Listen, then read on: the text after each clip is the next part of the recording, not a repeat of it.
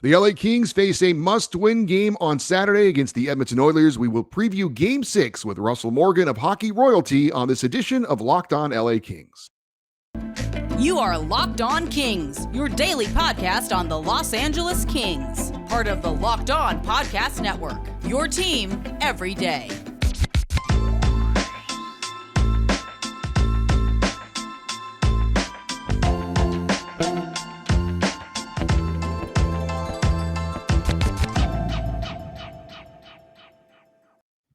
Hey, Kings fans, welcome to Locked On LA Kings, part of the Locked On Podcast Network, your team every day. Thanks for making Locked On LA Kings your first listen every day. We are free and available wherever you get your podcasts and on YouTube. Please like and subscribe if you are enjoying this content. My name is Eddie Garcia. I'm your host of Locked On LA Kings. I've worked in sports media for the past 30 years, 20 plus years at the Fox Sports Radio Network, also co-host of the Puck Podcast, a weekly NHL review show that's been putting out content for the past 16 years, and of course, a passionate LA Kings fan for 30 years. This episode is brought to you by HelloFresh. Skip the trips to the grocery store and count on HelloFresh to make home cooking easy, fun, and affordable. It's why it's America's #1 meal kit. Go to HelloFresh.com/NHL60 and use code NHL60 for 60% off plus free shipping. The LA Kings get ready for a must-win game at home on Saturday against the Edmonton Oilers. Win, and there's a Game 7 in Edmonton on Monday. Lose, and the season is over. If you're an everydayer, if you listen and watch the show every day, you know we like to get different voices on the show each week. And with that, to welcome in Russell Morgan from Hockey Royalty. He's going to talk about Game 6 with us and the postseason with the LA Kings as well. Hey, Russell, how are you today?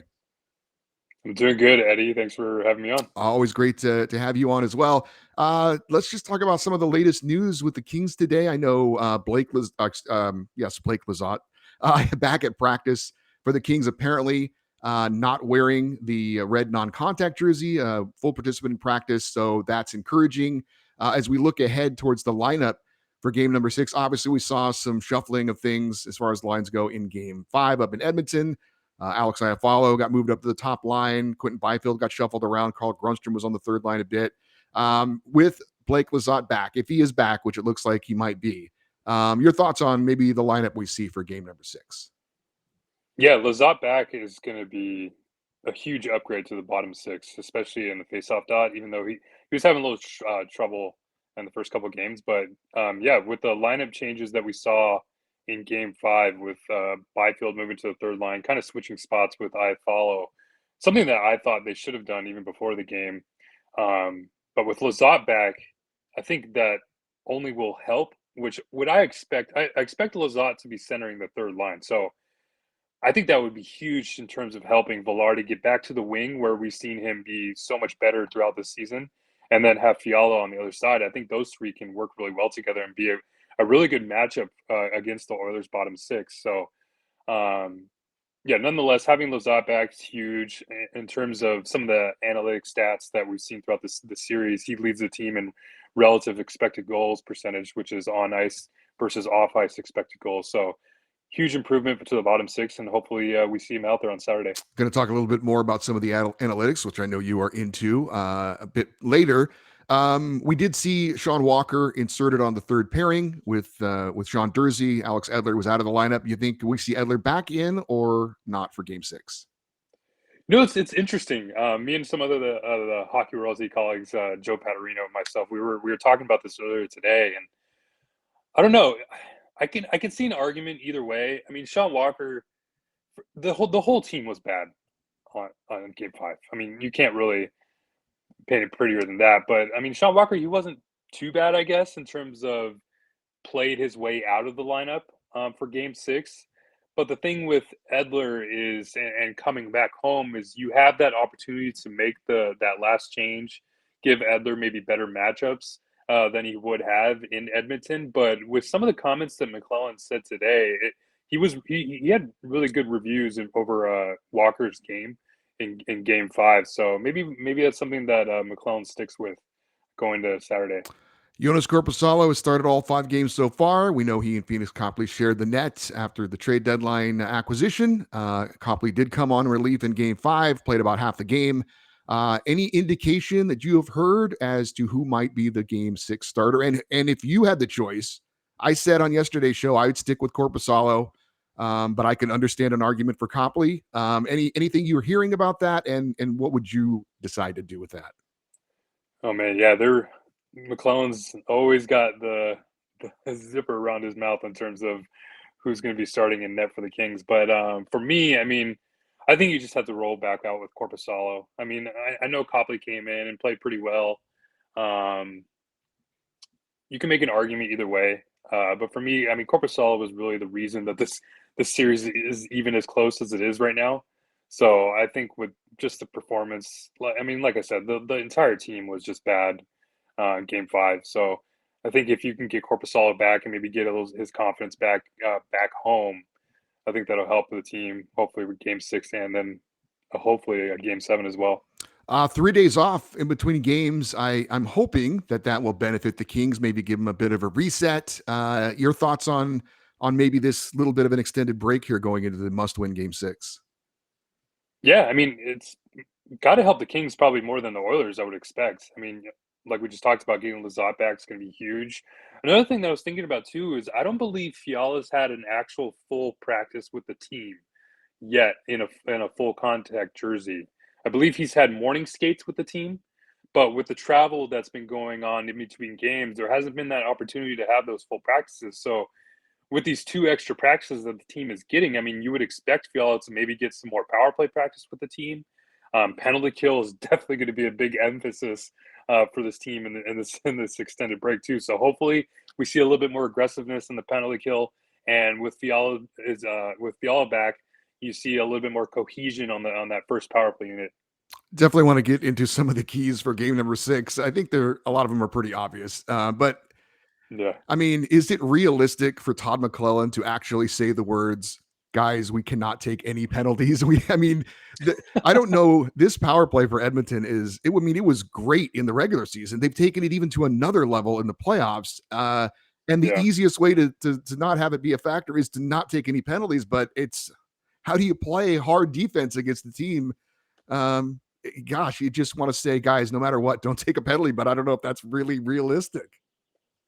Yeah, I mean, penalties are going to be part of the game. You're gonna experience being shorthanded a couple times a game. It's just how it happens.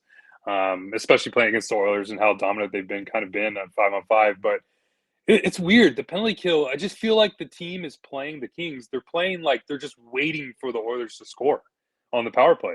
They're really showing no aggressiveness. They're playing really cautious.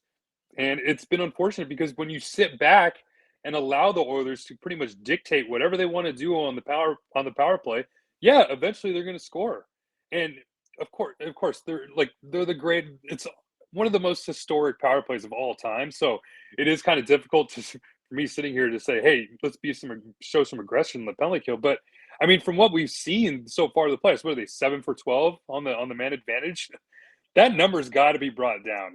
Of course, you're not going to win any playoff series coming in. So I would hope to see a little bit more of that aggressiveness. Maybe you go out and challenge Bouchard on the top of the point, who seems to be running that quarterback position on the power play. Maybe you go out and challenge McDavid on the side and maybe try to open it up, because, I mean, the way that they're going right now, if you just sit back and wait for them to score, they're going to score. So some changes are going to be made, and we'll see what happens when Saturday rolls around. Yeah, I was saying, I know in basketball they have a box and one, maybe do like a triangle and one on Draisaitl or something insanely. Try I something, mean, right? at this point, why not try anything? Maybe Tom McClellan says, guys, any ideas? And no, there are no bad ideas, right?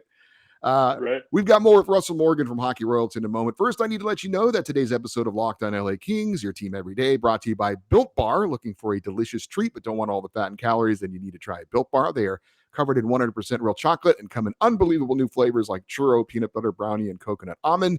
Built Bars are protein bars that taste like candy bars. They've got only 130 calories, 4 grams of sugar, but a whopping 17 grams of protein, perfect for your workout or a quick snack during the day.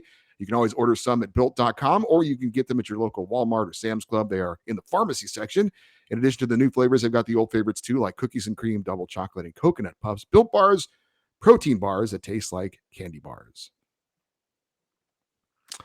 The LA Kings play the Edmonton Oilers Saturday in a must-win Game 6. Catch every moment of the LA Kings hometown broadcast on Sirius XM on the SXM app. Search LA Kings. We got more with Russell Morgan of hockey royalty. So the keys are obviously try and stay out of the box. If you do commit a penalty, then you've got to try and contain that power play with especially Leon Draisaitl. That guy is, I mean, I know Connor McDavid is going to win the MVP. That's already been set in stone, but Draisaitl, I don't know if he's opened a lot of eyes. I think we all knew he was a great player. The numbers speak for themselves, but I talked about with Jim Fox last week, the combination of size, ability to just fend off defenders with his body and be an elite passer, as well as, oh, by the way, he's leading the NHL in playoffs and scoring right now.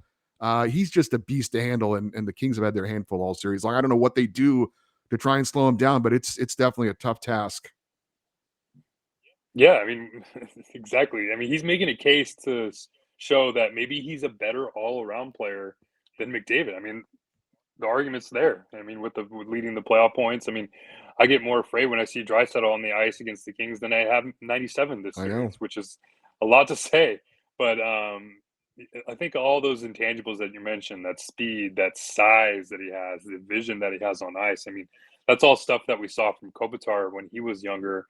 And it's funny that I mean, I learned that they're actually really good friends going back to their time on the Team Europe days during the last World Cup of hockey. So it's interesting that they have that kind of friendship dynamic, but you're also seeing that competitive nature come out when those two are matched up against each other on the ice. But I mean, the way that Draisaitl's been playing, I mean, it does really looks like there's no way of stopping him at this point. So I don't know what you can do to try to control him or limit him his chances. I know Gavrikov and Roy have. I don't know if they've been matched up against him as much as Anderson and Doughty, but 84 and 3 have had much better numbers in terms of the advanced stats. So I wonder if that's something that McClellan would look to for the next two games in the series. I know one of the keys for me too has been the Kings not really putting enough pressure on Stuart Skinner. I think he's been okay, but I certainly don't think the Oilers are winning because of him. They're winning with him.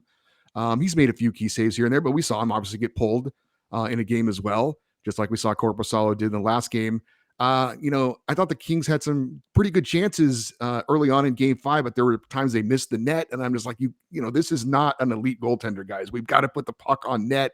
I think that's probably a key for Game 6 as well. Getting shots on him early and making him work because he's been a little bit leaky here and there.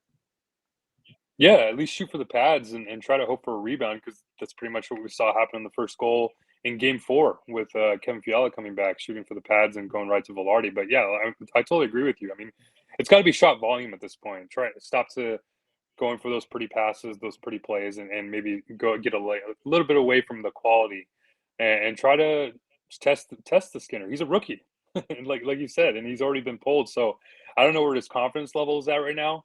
But in terms of shot suppression, it's got to be something the Kings have to be looking for. Now, Russell, last time we had you on, we talked about analytics. I know it's not my strong suit. I'm trying to learn more about it, but I know it's something that you are really into. I just wonder if there are any stats, any numbers that you can share with us that maybe have told part of the story of this series so far between the Kings and the Oilers. Yeah, I mean the first, I guess 3 games or so, the Oilers pretty much controlled play, and it was all Korpisalo that was really keeping the Kings into it. I think he was leading the NHL in high danger save percentage and high danger shots faced. So he was just getting overwhelmed with chances against him, but he was standing tall and made it a 2-2 series even through games 1 through 4. Game 5, it was just tough that the whole team was playing bad. The power play was what it was for the Oilers, and Korpisalo was eventually chased out. So, but I don't know. That's why when I mentioned to you earlier, Eddie, I think it's something that Korpisalo will be back in net for Game 6. And then there's another thing is like I talked about with Gavrikov and Roy. I have to give it to Gavrikov. He's been playing really well this series. I was a little skeptical coming into it because he's shown the tendency to not really defend his own zone that well. He's great at defending the blue line and limiting entries, but he's been playing really well in his defensive zone, and that pairing has been the most successful pairing in terms of expected goal percentage or expected goal share for the Kings. So I don't know. We've seen Anderson and Doughty be the tandem that goes up against this new form McDavid and Draisaitl line now that those two are paired together. But I wonder if McClellan, now that he has this last change coming back home to Game 6, I wonder if we see Gavrikov and Roy be that matchup and maybe try to give Anderson and Doughty a little bit less work, and maybe we see Doughty kind of take over play a little bit more. And then there's one more thing too is with Iafallo getting moved up to the first line. Like I talked about, it was something that I was hoping to see, and it's something that McClellan eventually shifted to in Game 5. It makes a lot of sense because if you're going to match up Kopitar against Draisaitl, who we just talked about, has been the best player in the NHL in terms of the playoffs. IFL has the best defensive metrics on the Kings right now in terms of relative expected goals and off-ice goals percentage. So, I mean, if you're going to look for a player that's going to help defend Draisaitl, I think making that switch from moving Byfield down to maybe the bottom 6 and getting followed up to that top line to match up and use his defensive tendencies that we've known about follow ever since he's come to the NHL. I think that's a good move for McClellan. We saw with the return of Kevin Fiala an immediate impact in his first game back. Not so much in the game up in Edmonton, but as you said, it was pretty much team wide as far as that goes. Is that third line really the one that stands out as far as the matchup wise against Edmonton that needs to stand up, that can really be a big asset matchup wise against Edmonton? Yeah, I think that's definitely a good way to look at it. It's tough because with Fiala, I mean, you've watched a lot of games too. It's you can tell he's not 100%. You can just see that explosiveness is not there. That those quick turns that we used to see, those sharp passes, you can tell something's still bothering him. But yeah, I mean, when you have Fiala, possibly Lizotte, and then Velarde back to his wing position, there's really no other line on the Oilers' bottom 6 that can match up with that unit in terms of offensive production. So. I totally agree. That's something that the Kings would have to exploit in terms of matchups. But I also look at the nice line with the Danault, Arvidsson, and Moore. If, like I said, if they're going to load up McDavid and Draisaitl on that first unit, then Danault, Moore, and Arvidsson are going to have probably a better opportunity to create some more chances themselves as well, not having to defend McDavid all the time. So I think it's the second and third line. It's going to have to be those two lines that are really going to have to carry the load, and hopefully Kopitar and Kempe and Iafallo, who Kopitar and Kempe have had each, I believe, have 7 points on the series to lead the Kings. They've been doing their fair share in terms of offensive production, but I think they're going to have to lean more in terms of the defensive zone, and then look for the nice line and Lizotte, Fiala, and Velarde to kind of help out offensively too. So we talked about, obviously, trying to stay out of the penalty box. We've talked about trying to contain Draisaitl if that's possible. Mentioned a little bit about the third line. Goaltending is obviously always a key. Is there anything else? It would be nice if the Kings got more than one power play chance, by the way, which is what happened in game number 5. But any other keys, anything else that you might want to throw out there as far as something to watch for game 6 for the Kings to get a win? I'm going to call him the captain. I think it's Kopitar. I know he's done well throughout the year. He's rejuvenated, I will say, himself in terms of, I mean, what was the best offensive production year he's had since his Norris, or not his Norris, his Hart Trophy season. So, but this is where captains need to lead, and we have our own live show coming out later today. I'm gonna emphasize this a little bit more, but I think it's time that in these kind of situations where you have possibly elimination just on the surface, it's time for captains and leadership to step up. So I'm going to be looking for Anže to make some noise here, Drew Doughty to make a little bit of noise here, and help lead this team that might be looking for these leadership players, these players that have been here before. Because with Kopitar and Doughty, I think the last time that they were put in this position was Game 6 against the Anaheim Ducks in 2014. They were down 3-2, came back home, won 2-1, and then we all know what happened in Game 7. So hopefully they can use that experience, help lead this team to another comeback or another comeback series victory, going up going down 3-2 and then coming back to win in Game 7 in Edmonton. Well, obviously, we are hoping for a win in game 6 and then maybe a game 7. One game, who knows what could happen. But I will ask you this because I don't know when we're going to talk again.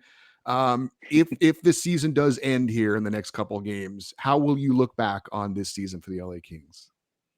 Yeah, Eddie, I remember you asked me this question last time we were on here. What were my expectations? And yeah, I think the Kings have done really well this season. I wouldn't consider this a disappointment if they left.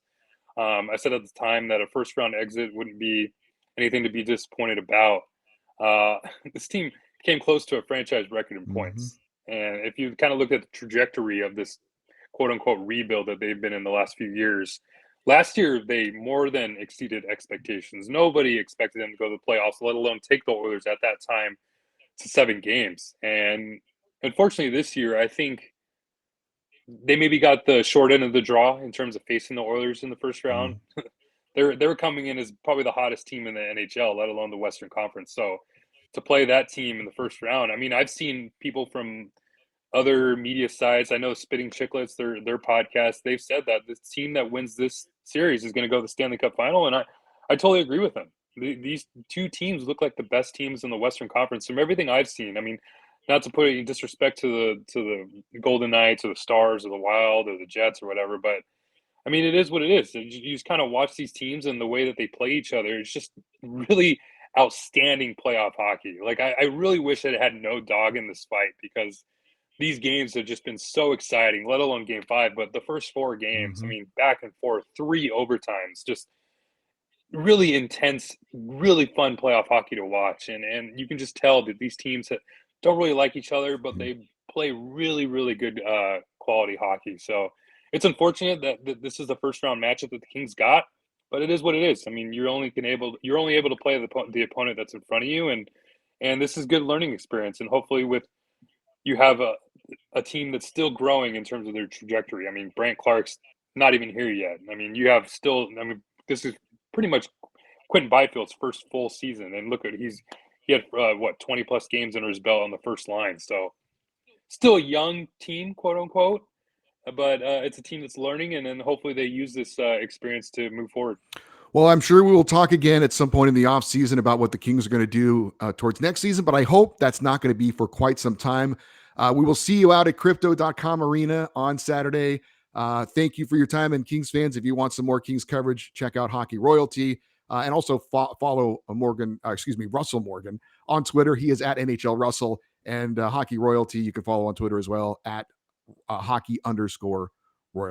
Russell, always a pleasure. And again, we'll see you out there at crypto, and hopefully we can see a victory. Thanks, Eddie. Have a good one. Thank you. All right. We're always very thankful to have Russell Morgan give us some of his time. We got more show to tell you about, but first I want to remind you today's episode of Locked On LA Kings is brought to you by our friends over at eBay Motors. Locked On LA Kings wants to remind you that for a championship team, it is all about making sure that every player is a perfect fit. So it is the same when it comes to your vehicle. Every part needs to fit just right. So the next time you need a part or accessory, head to eBay Motors. With eBay's guaranteed fit, you can be sure that every part will fit right the first time around. Just add your ride to My Garage and look for the green check mark to know the part will fit or your money back. Because just like in sports, confidence is the name of the game.